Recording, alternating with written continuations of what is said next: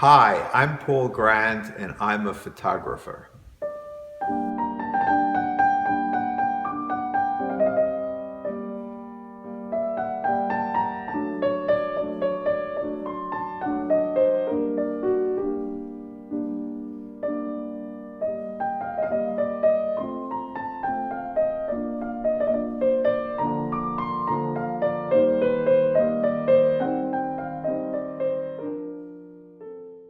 I am Lisa Tremper-Hanover. I am the director and CEO of the James A. Michener Art Museum.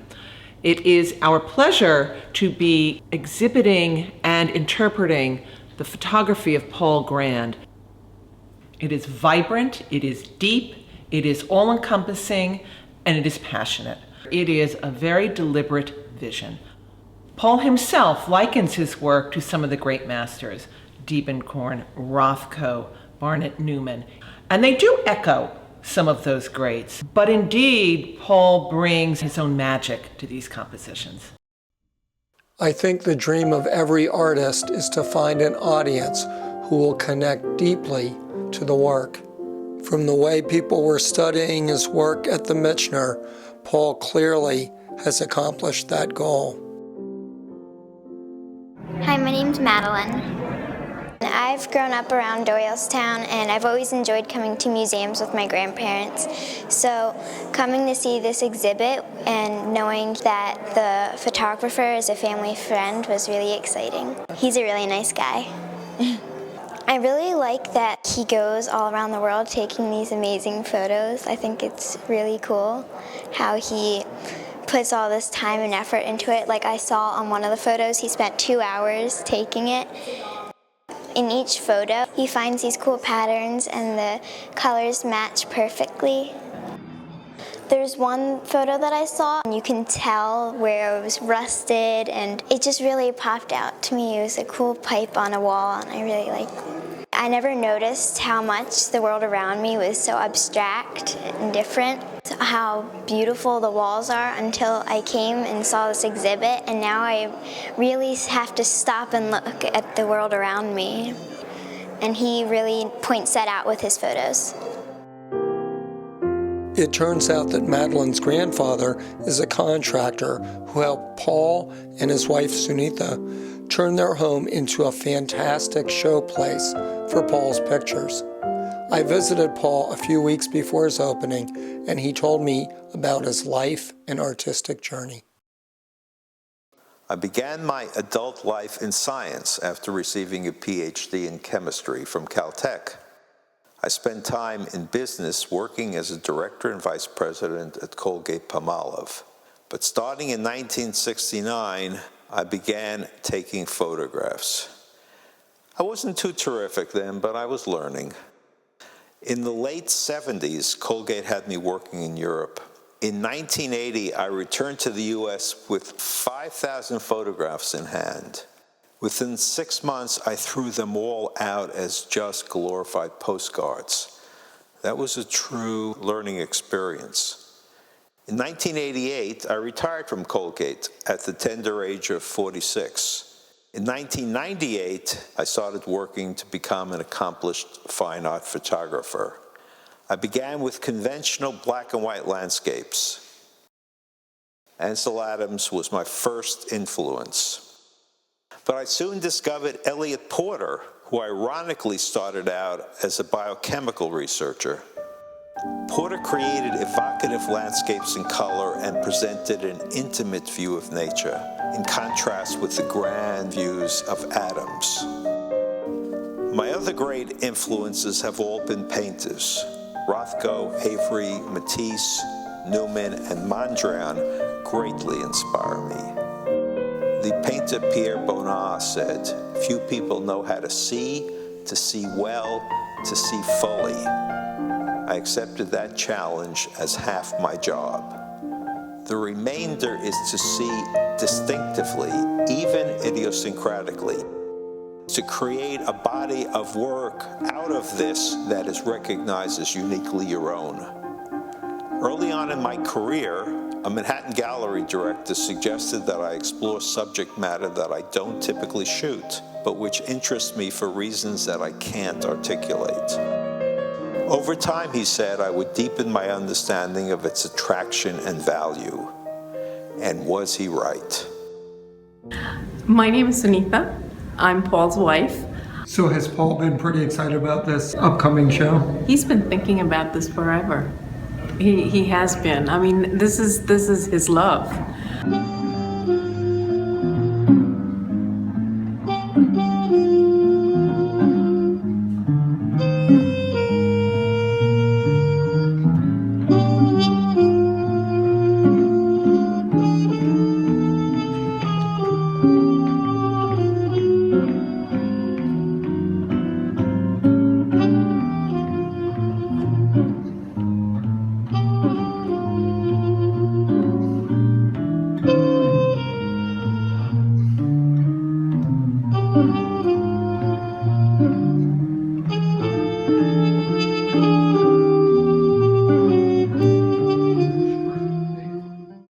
And I share his joy, I share his excitement, and I really want to see his work up on the walls.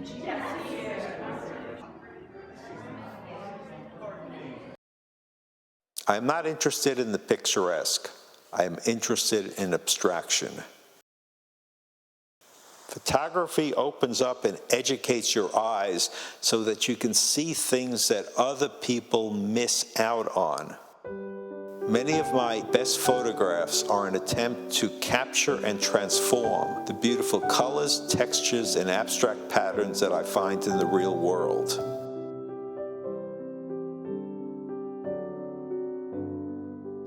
I seek to illuminate the same kind of imagery in photography that the great modernist artists distill into their paintings.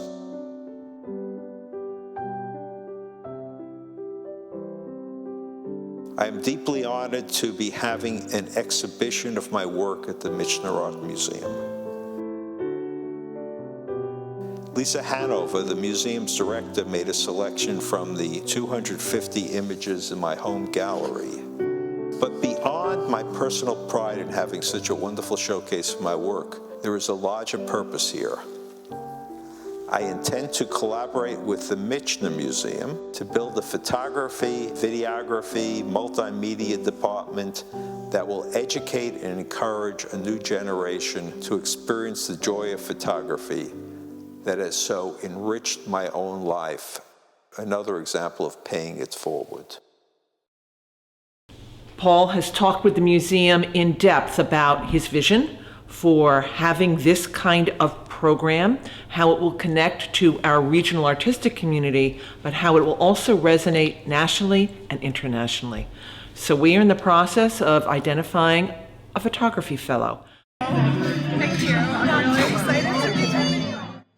Hi, my name is Kelsey Halliday Johnson. I'm the new curatorial fellow in photography and new media at the Michener Museum.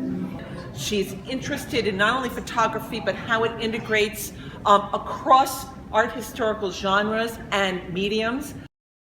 I'm really excited to be joining the museum at a really ripe moment where Lisa and the rest of the staff are making a specific effort to get more engaged with photography specifically as a media, given the rich group of practitioners that are here in the area, including Paul Grand, who we're celebrating this evening. He has a sincere commitment to the museum and an accomplished career traveling and taking photographs all over the globe. It is the beginning of what's to come of a series of programs and hopefully exhibitions that are going to highlight photography in the region, as well as thematic shows that are going to look at lens-based medias here at the museum, starting on Monday next week. So it's an exciting time. Though Paul has photographed in the United States and once spent 2.5 years walking and photographing the streets of New York, most of his images have been shot abroad. Travel has been key to my career. I have visited many different parts of the world to make photographs. On location, I prefer to walk rather than drive around. Some people walk to go, I walk to see. By far, my 3 favorite places for shooting are Mexico City, Morocco, and India. My website, paulgrandphoto.com, contains 1,900 images. Mexico City, India, and Morocco. Surely the three of them consume 50%.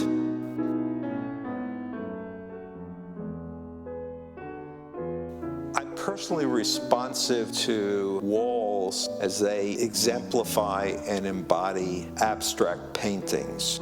No other place I go to compels me to shoot walls as paintings as richly as Mexico City.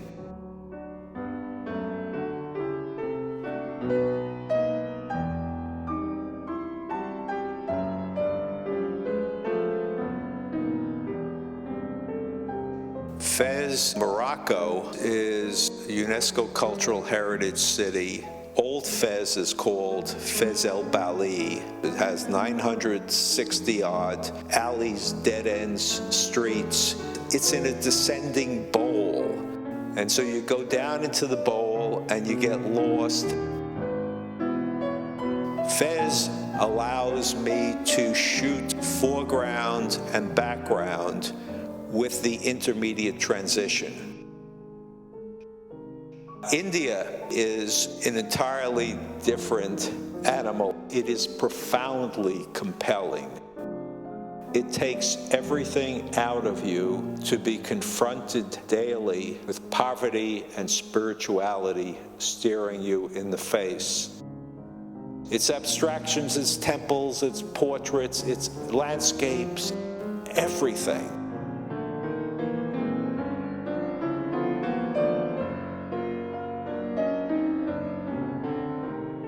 I have been blessed and am blessed almost every day that I shoot. I am most profoundly affected in Southeast Asia, where I photograph Buddhas in 4 different countries. I am not a Buddhist, but I practice a conscious awareness, as I must as a photographer, to be anchored in the reality of the present moment. And I shoot them trying to understand why I am blessed and comforted by every single one of them.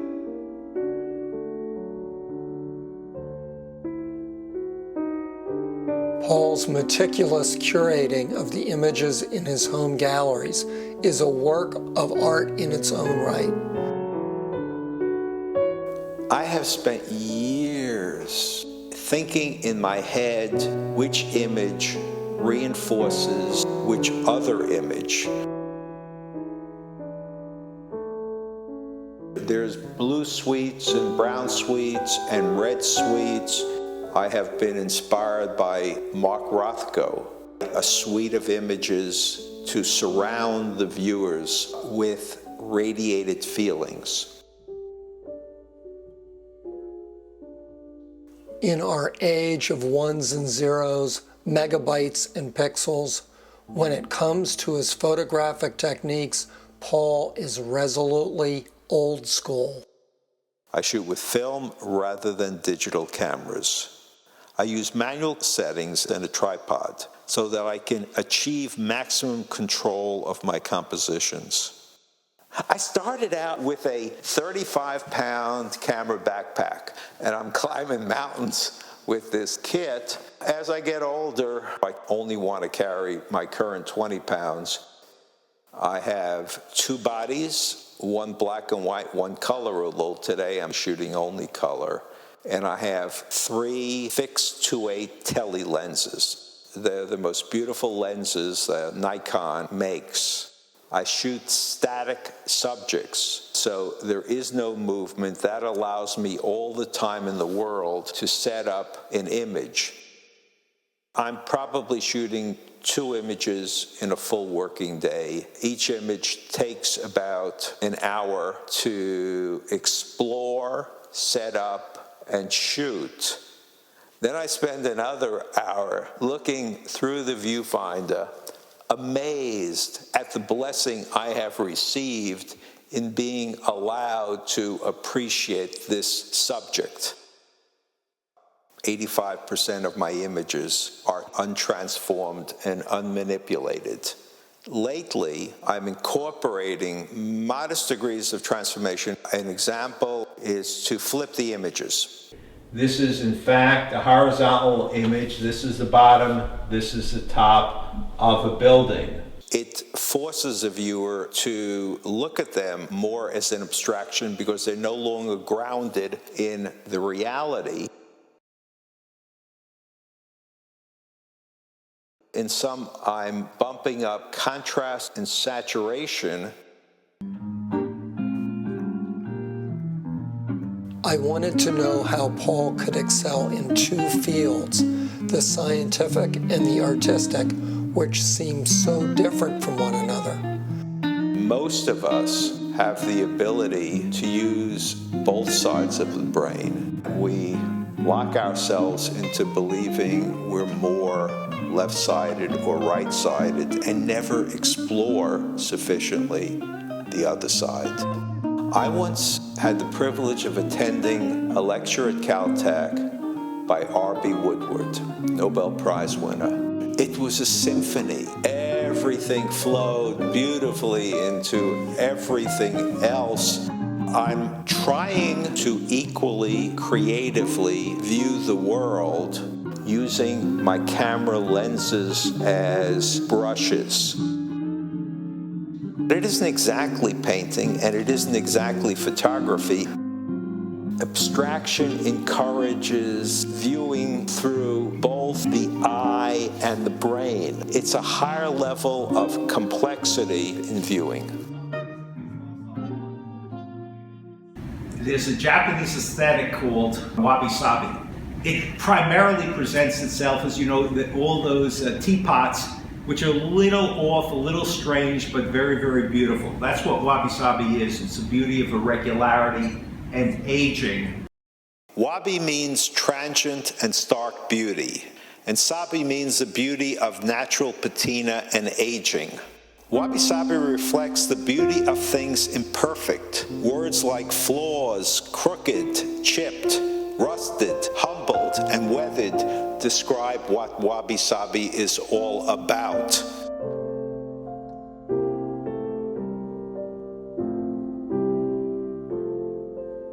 And I see walls all over the world that have various wabi-sabi elements. It teaches me I am surrounded by beauty in my everyday life, and all I need do is open my eyes and see these extraordinary subjects that I would normally pass by that are in fact beautiful.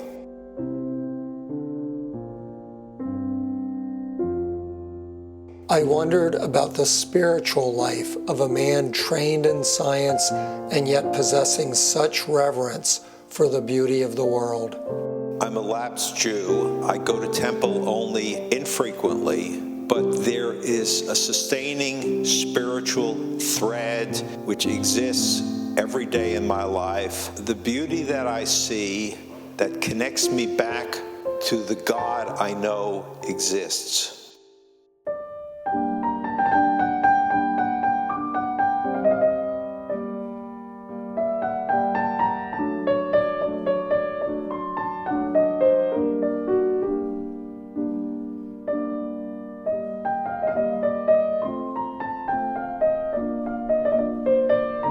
Paul will be working closely with the Michener to develop their new photography program. But what does the future hold for his own art? The first 14 years of shooting, I was doing 3 or 4 trips a year. I'm only doing 1 or 2 a year now. I'm getting older, and so I'm slowing down. But I haven't stopped yet, and my next trip is to Mexico City again next March.